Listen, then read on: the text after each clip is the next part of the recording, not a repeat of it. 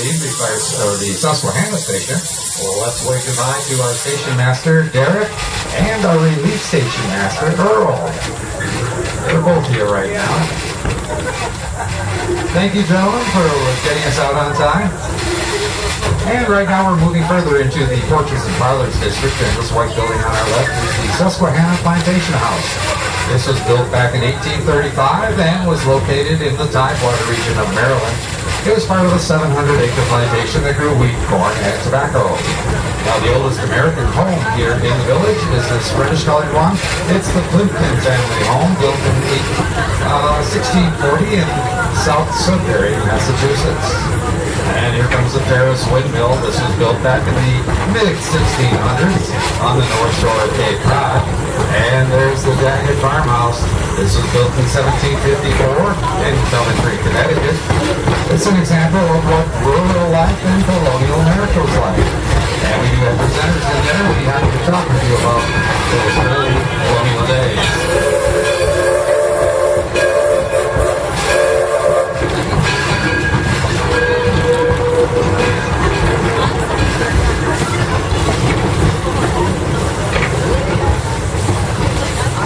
And here's our horse paddock area. This is where we bring our horses after they've been pulling wagons and carriages all day. They have a chance to rest over here and graze on what little grass they can find. But they do get hay, so they can get something. Now the locomotive pulling our train today is the Edison, our #1 locomotive. It was built back in 1932. Now that doesn't seem very long ago, considering some of the other locomotives we have. But originally, this locomotive was based on a 1870s Manchester locomotive and was used by Thomas Edison at his Portland Cement Company in New Jersey.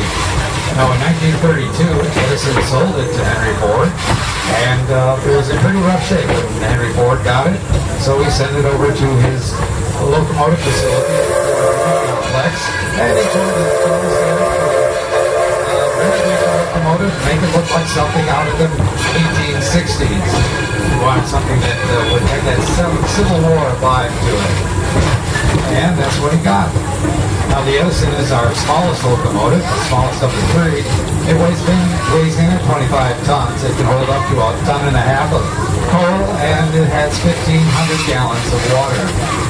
And now I'm going to stop talking for a few moments and let you sit back and enjoy the ride. And you might want to try to think about what it might have been like back in the late 1800s and early 1900s. Ride the rails with a steam locomotive pulling the train. Turtles and we go by the river.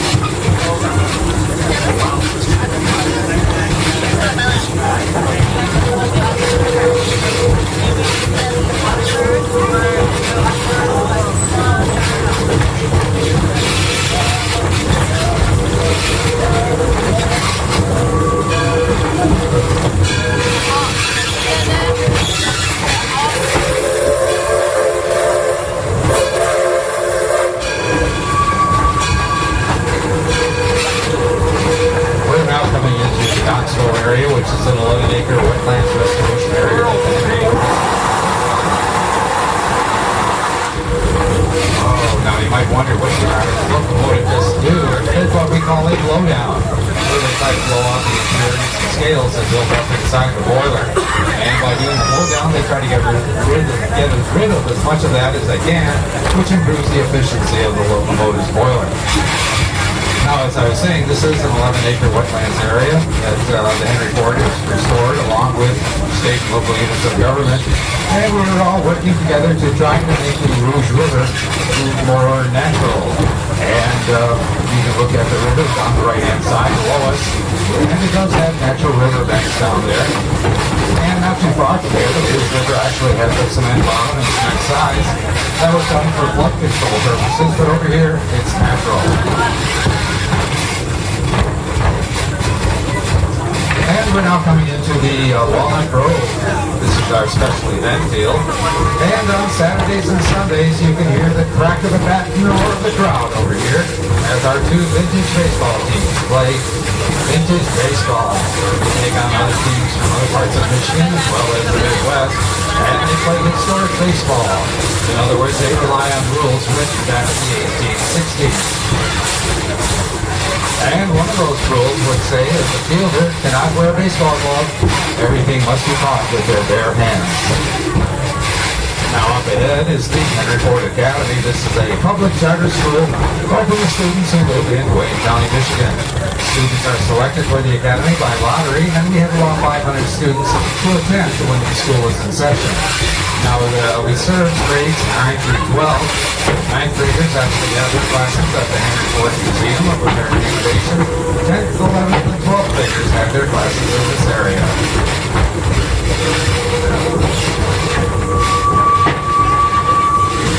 Now up ahead, you're going to see a rather unique set of classrooms. These are Pullman cars that have been converted into classrooms, and they're used by our seniors.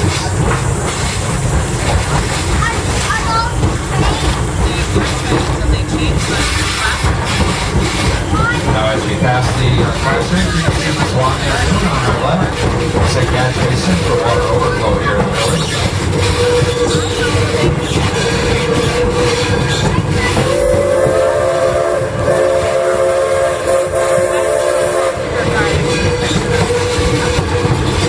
Now we do have a sizable turtle population in the lagoon area, and on a day like today, you'll often see turtles basking in the sunshine on any of the branches or logs that are floating in the lagoon area.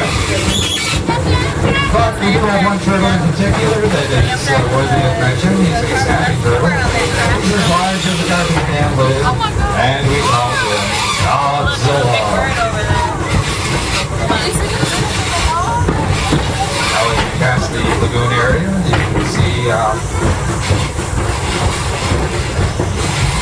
you can see the Martha Mary Chapel at the top of the hill on our left. This is a non-denominational chapel that's often used for weddings here in the summertime. And Henry Ford named it after his mother, Mary Ford, and his mother-in-law, Martha Bryant. Right now we're passing the Taste of History. This is a cafeteria-style restaurant.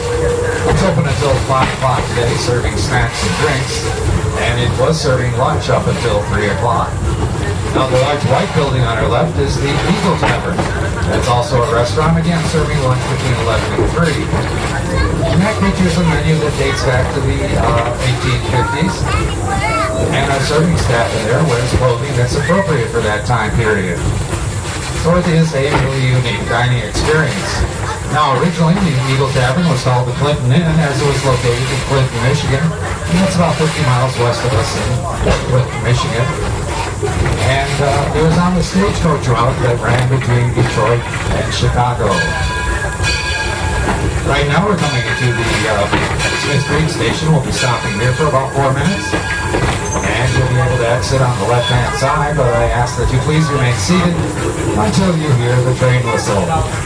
That will let you know that the engineer has applied the air brakes and the train will not be moving. So please remain seated for a few moments here.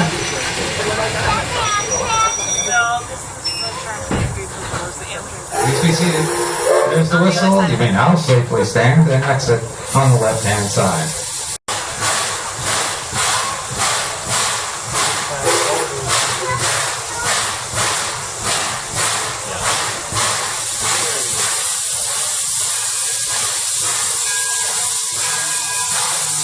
And as we start to leave the Smith Creek station, let's leave you behind to our station master, Ginger. Thank you, Ginger, for getting us out on time. And we're now moving into the Railroad Junction District here at the village. And the first building you're going to see on the left-hand side is the Smith Creek Depot building. This was built back in 1858 in Smith Creek, Michigan.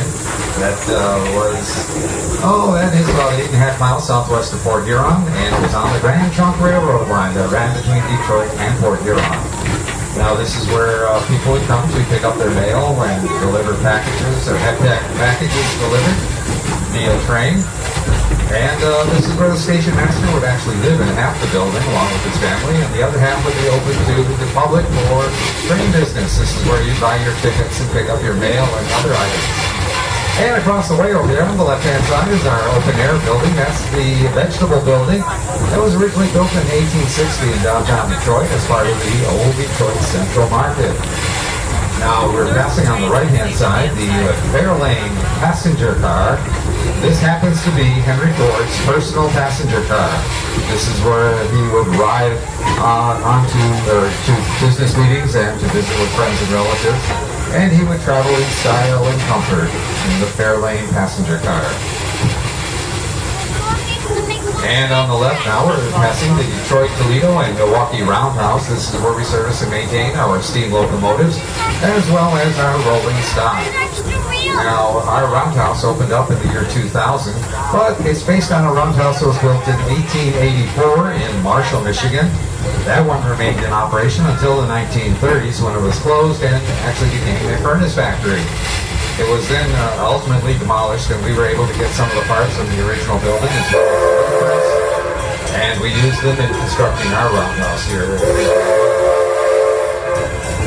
Now, on the other side of these pine trees here is our Liberty Craftworks area.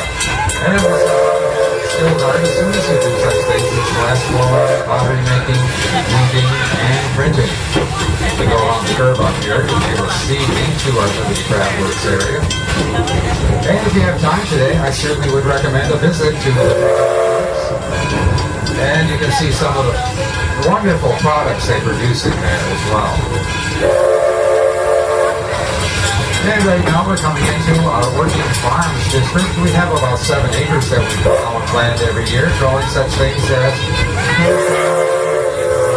hay. In fact, they just got through harvesting some of our winter. Right now we're passing on the right-hand side. A small orchard, keep your heirloom apples, apple trees. And up ahead on the right is our Firestone farmhouse. And this was built back in 1828 in Walnut, Ohio, and it's the birthplace of Harvey Firestone. Harvey went on to create the Firestone Tire and Rubber Company in 1901. And he and Henry Ford became very good friends as Firestone supplied most of the tires that were used on Henry Ford's Model Ts. And we're coming up to the Firestone Station right now. This is by the main entrance to Greenfield Village. You'll be able to exit the train on the right-hand side, but I do ask that you please wait until you hear the train whistle. That will indicate that the train has come to a complete stop and the engineer has applied the air brakes. We don't want this train to move at all when you're standing up and getting ready to leave. Alright, please remain seated, folks. This will just take a few moments before you hear the whistle.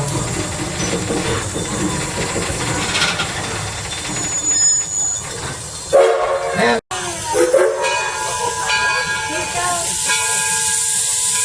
as we get ready to leave Firestone Station, let's move goodbye to our two station actors, Kaylee and Anna. Thank you, ladies, for getting us out on time.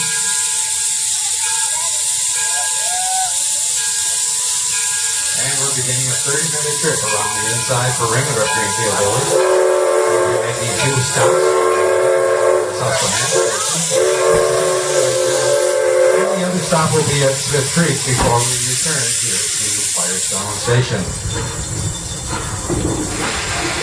Now, as we roll into Greenfield Village, we'll be going through some 300 years of American history and innovation, and we do have almost 100 buildings that are open for you to walk through, and many of these buildings do have presenters inside who will be happy to talk with you about the buildings as well as the people who may have lived in or worked in these buildings.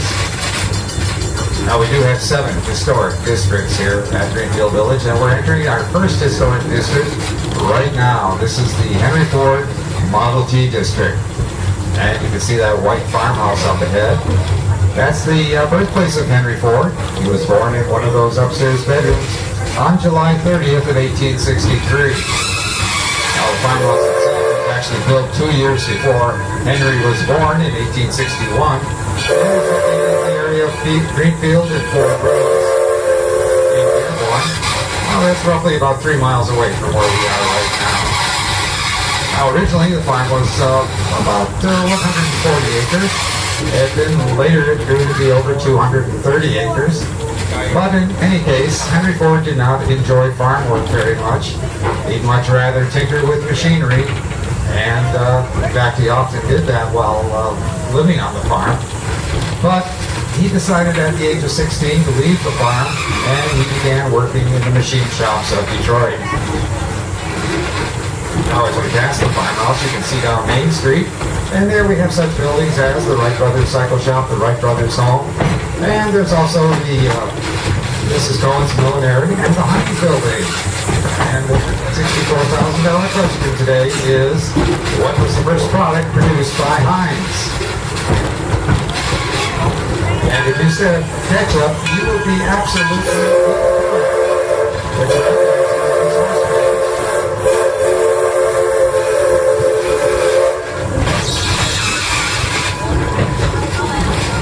And we're now rolling towards the Thomas Edison and Work District. In fact, you can see a statue of Thomas Edison on the left-hand side. He is seated, and he's probably thinking about his next invention. Now, the gray building is the Menlo Park Laboratory, and that's where Edison did a lot of his work. In fact, this is where he developed the incandescent light bulb, along with the phonograph and many, many other inventions. In fact, during his lifetime, Edison accumulated 1,093 U.S. patents for his inventions. Now up ahead, that mustard-colored gold building is the Sarah Jordan boarding house, and that's where many of Edison's unmarried male employees would stay. It's also one of the first residences in the world to be electric lights.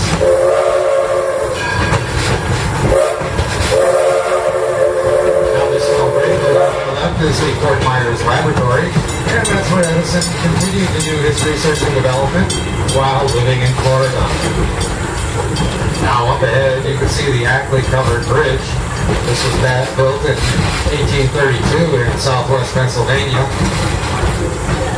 And I consider it to be the gateway to our Torches and Parlors district. And this contains a number of homes that people have lived in over the years. And many of these buildings give you some ideas of the lifestyles and traditions of those who lived in the buildings, as well as the times in which they were occupied. Now, the oldest building here in the village is the Cotswold Cottage. It's that limestone building at the top of the hill on the left-hand side, built in the early 1600s.